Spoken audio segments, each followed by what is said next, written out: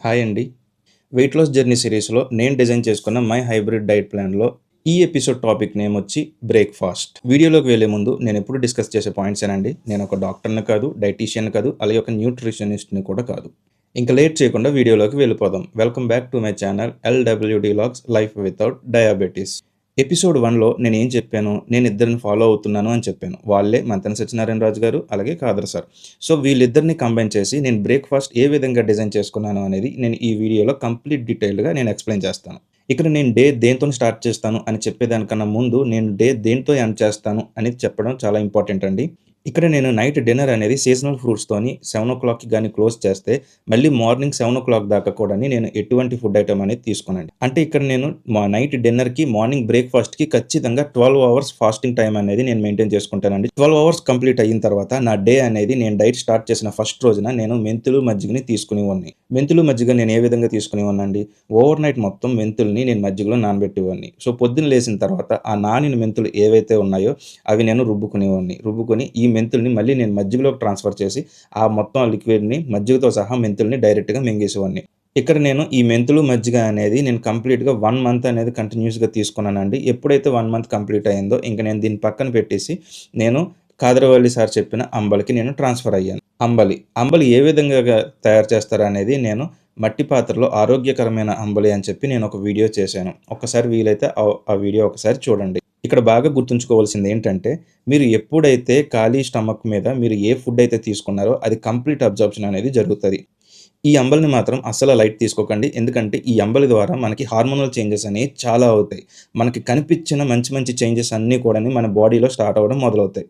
So, breakfast వచ్చేసరికి నేనిక్కడ మంతెన సత్యనారాయణ రాజు గారిని ఫాలో అయ్యాను. నేను ఏ విధంగా ఫాలో అయ్యానో ఇప్పుడు నేను మీకు ఎక్స్‌ప్లెయిన్ చేస్తాను. ఇక్కడ మంతెన సత్యనారాయణ రాజు గారు ఏం క్లెయిమ్ చేస్తారు, ప్రకృతిలో దొరికే ఏమైనా సరే సహజంగా మనం వండుకుంటే మనకి డయాబెటిస్ అనేది, అలాగే వెయిట్ లాస్ అనేది కంట్రోల్ అవుతది అని చెప్పి అంటారు. అలాగే మార్నింగ్ అయినా మరీ ముఖ్యంగా స్ప్రౌట్స్‌ని తీసుకోమని చెప్పి మంచిగా చెప్తారు. సో, నేనేం చేశానంటే అవి తినడం కొంచెం ఇబ్బందికరంగా ఉంటాయి కాబట్టి నేను ఫస్ట్ 15 డేస్ అనేవి కేవలం 2 టిఫిన్స్ మీద మాత్రమే నేను కాన్సంట్రేట్ చేశాను. అవి ఒకటి పెసరలతో చేసే పెసరట్టు, అలాగే బొబ్బర్లతో చేసే బొబ్బరట్టు. సో, వీళ్ళిద్దరూ చెప్తున్నట్టు వైట్ రైస్, మైదా, షుగర్ అనేది నేను కంప్లీట్‌గా పక్కన పెట్టేసానండి. వీళ్ళిద్దరూ చెప్పడమే కాదండి, మీరు గూగుల్‌లోకి వెళ్లి ఏం చూసినా సరే, అలాగే మీరు ఏ హెల్త్ ఆర్టికల్ లో చూసినా సరే, వైట్ రైస్ అనేది మీకు డైరెక్ట్‌గా బ్లడ్‌లో కొలెస్ట్రాల్ లెవెల్స్ అనేవి పెరగడానికి, అలాగే మీకు హార్ట్ రిస్క్ అనేది పెరగడానికి ఈ వైట్ రైసే కారణం అని చెప్పి చాలా క్లియర్‌గా స్టడీస్ అనేవి చెప్తున్నాయండి. సో, ఈ 15 డేస్ కంప్లీట్ అయిన తర్వాత నేను ఇంకా షుగర్ తగ్గడానికి ఆల్టర్‌నేట్ బ్రేక్‌ఫాస్ట్స్ ఏమున్నాయో అని నేను వెతుకుతున్నప్పుడు నాకింకా 3 బ్రహ్మాండమైన బ్రేక్‌ఫాస్ట్స్ అనేవి నాకు దొరికినాయండి. అవే జొన్నలతో చేసిన జొన్న దోసలు, అలాగే రాగులతో చేసిన రాగి దోసలు, అలాగే సజ్జలతో చేసిన సజ్జ దోసలు. వీటినిప్పుడు ఏ విధంగా తయారు చేస్తారు అనేది నేను ఇప్పుడు మీకు ఎక్స్‌ప్లెయిన్ చేస్తాను. యాక్చువల్‌గా అందరింట్లో కూడాని గుండు మినపప్పు అని చెప్పి ఉంటదండి. దయచేసి ఆ గుండు మినపప్పునైతే వాడొద్దు. నేనైతే కంప్లీట్‌గా మినుములనే యూజ్ చేశానండి. పొట్టు మినపప్పు కూడా కాదు. డైరెక్ట్‌గా మినుములనే యూజ్ చేసి నేను ఈ 3 దోసలనేది నేను తయారు చేసుకున్నాను. అవి ఎలా చేసుకున్నాను? ఒక కప్పు మినుములు తీసుకుంటే 2 కప్పులు జొన్నలు తీసుకోవాలి. సో, ఈ విధంగా తీసుకుంటే మనకి జొన్న దోస అనేది రెడీ అవుతది.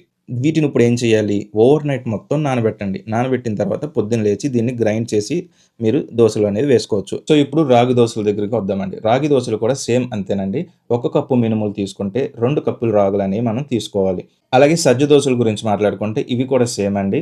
మీరు ఒక కప్పు మినుములు తీసుకుంటే 2 కప్పు సజ్జలను తీసుకోండి. వీటిని ఓవర్ నైట్ మొత్తం నానబెట్టండి. నానబెట్టి పొద్దున లేసి గ్రైండ్ చేసి మిక్సీలో వేసుకొని మీరు కంప్లీట్‌గా దోసలనేవి వేసుకోవచ్చు. సో, ఇక్కడ ఈ మూడిట్లిని కంపేర్ చేసుకుంటే డయాబెటిస్ మంచిగా నాకు ఏది బాగా తగ్గించింది అని చూసుకుంటే, నాకు సజ్జలతో చేసిన దోసల విషయంలో వచ్చేసరికి నాకు డయాబెటిస్ అనేది చాలా మంచిగా కంట్రోల్ అయిందని అనిపించిందండి. అండ్ ఇంకో ఇంపార్టెంట్ టిఫిన్ ఆవిరి కుడుము. ఆవిరి కుడుము అంటే తెల్లటి ఇడ్లీ పిండిని తీసుకొనొచ్చి ఆవిరి కుడుము ఏసేయడం కాదండి. మినుములనే ఇంక అందులో ఎటువంటి పిండి కలపకుండా కేవలం మినుముల్ని గ్రైండ్ చేసి మినపప్పుతోనే మనం ఆవిరి కుడుము అనేది ఇడ్లీలాగా చేసుకొని వేసుకుంటే అది కూడా షుగర్‌ని కంట్రోల్ చేయడంలో చాలా మంచిగా యూజ్ అవుతదండి. ఓకే. ఇప్పుడు బ్రేక్‌ఫాస్ట్ అనేది నేను మీకు ఎక్స్‌ప్లెయిన్ చేశాను. మరి వీటిల్లోకి చట్నీల విషయంకి సో, ఇప్పుడు నేను మీకు చట్నీలు ఏ విధంగా నేను తిన్నాను, అలాగే ఏం తీసుకున్నాననేది ఇప్పుడు నేను మీకు ఎక్స్‌ప్లెయిన్ చేస్తాను. నేను డైట్ స్టార్ట్ చేసిన డే 1 నుంచి ఈ రోజు వరకు కూడాని 2 చట్నీలని ఆల్టర్‌నేటివ్‌గా నేను తీసుకుంటూనే ఉన్నానండి. అది ఒకటి పల్లీ చట్నీ, 2 కొబ్బరి చట్నీ. ఈ 2 చట్నీలు మనకి వెయిట్ తగ్గడానికి, అలాగే డయాబెటిస్ కంట్రోల్ అవ్వడానికి చాలా బాగా యూజ్ అవుతాయండి. సో, ఈ 2 చట్నీలు యూజ్ చేసుకొని నేను టిఫిన్స్ అనేవి నేను తినడం మొదలుపెట్టాను. ఇక్కడ చాలామంది ఇంకో తప్పు చేసేదేంటంటేనండి, పల్లి చట్నీ చేసుకునేటప్పుడు దాని పైన పొట్టుని ఊదేసి మిగతా పల్లీలు ఏవైతే ఉన్నాయో దాంతో మాత్రమే చట్నీ చేసుకుంటారు. అదస్సలు అలా చేయకండి. ఎందుకంటే ఇక్కడ మీరు చాలా గుర్తుంచుకోవాల్సిన హెల్త్ బెనిఫిట్ ఒకటుంది.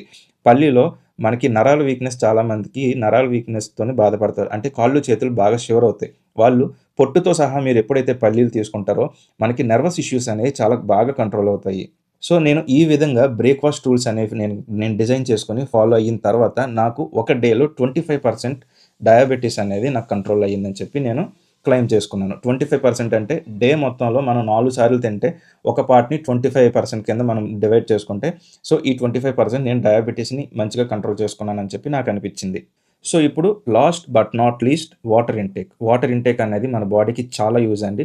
సో, నేను ఎంత వాటర్ అనేది తీసుకునేవాడిని బ్రేక్‌ఫాస్ట్ టైమ్‌లో. నేను పొద్దున్న లేసిన తర్వాత నేను 650 ఎంఎల్ అంబలి అనేది తీసుకుంటానని చెప్పాను. సో, అక్కడికి నాకు 650 ఎంఎల్ అనేది అక్కడికి నాకు వాటర్ అనేది వచ్చేసింది. సో, నేను లంచ్‌కి ఎళ్ళే లోపల నేనింకా 1 లీటర్ వాటర్ అనేది తీసుకునేవాడిని. అంటే ఆఫీస్‌కి వెళ్ళిన తర్వాత ప్రతి 1 అవర్‌కి నేను 250 ఎంఎల్ వాటర్ అనేది నేను కన్జ్యూమ్ చేసేవాడిని. సో, అక్కడికి నాకు 1 ½ లీటర్ అనేది వాటర్ అనేది అయ్యేది. నా విషయంలో అయితే మాత్రం వాటర్ నేను 4 లీటర్స్ ఎప్పుడైతే నేను మంచిగా తీసుకునేవాడినో, మరుసటి రోజు వెయిట్ అనేది నాకు మంచిగా తగ్గినట్టు అనిపిచ్చేది. సో, ఇక్కడ ఫైనల్‌గా నేను ఈ బ్రేక్‌ఫాస్ట్ ఎపిసోడ్‌లో ఏం కంక్లూడ్ చేయాలనుకున్నానంటే, దయచేసి పాలిష్ పెట్టిన ఫుడ్ అయితే మాత్రం తీసుకోవద్దు. ఏదైతే ఫైబర్ ఫుడ్ ఉందో అది మాత్రమే తీసుకుంటే మనకి డయాబెటిస్ అనేది, అలాగే వెయిట్ లాస్ అనేది ఖచ్చితంగా అవుతది. అలాగే లంచ్‌కెళ్ళేలోపు 1 ½ లీటర్ వాటర్ గాని మీరు కన్జ్యూమ్ చేసినట్టయితే డేలో మీకు మొత్తం అంతా కూడాని 25% డయాబెటిస్ అనేది కంట్రోల్ అవుతది. అలాగే మరుసటి రోజు వెయిట్ తగ్గడానికి కూడా మంచిగా ఆస్కారం అనేది వస్తది. సో, ఇంక బ్రేక్‌ఫాస్ట్ అనేది ఇక్కడితో నేను క్లోజ్ చేస్తున్నానండి. నెక్స్ట్ ఎపిసోడ్ వచ్చేసరికి లంచ్ ఎపిసోడ్ అండి. సో, ఆ లంచ్ ఎపిసోడ్‌లో నేను మల్టీగ్రెయిన్ రోటీ ఏ విధంగా తీసుకున్నాను, అలాగే నేను రెడ్ రైస్‌ని ఏ విధంగా కన్జ్యూమ్ చేశాను, అలాగే నేను ఏం కర్రీస్ నేను తిన్నాను అనేది నేను కంప్లీట్ డీటెయిల్డ్‌గా నేను మీకు ఎక్స్‌ప్లెయిన్ చేస్తాను. సో, ఎవరైనా ఫస్ట్ టైమ్ గాని నా ఛానల్ చూస్తున్నట్టయితే నేను వెయిట్ లాస్ జర్నీ సీరీస్‌లో భాగంగా మై హైబ్రిడ్ డైట్ ప్లాన్ అంటే నేను డిజైన్ చేసుకున్నది నేను ఎపిసోడ్స్ రూపంలో నేనిక్కడ షూట్ చేస్తున్నానండి.